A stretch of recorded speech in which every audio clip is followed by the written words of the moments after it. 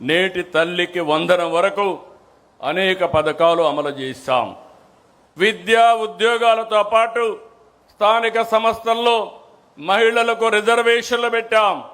మళ్ళీ హామీ ఇస్తున్నా, ఈరోజు మహానాడుని మహిళలకు అంకితం చేశాం.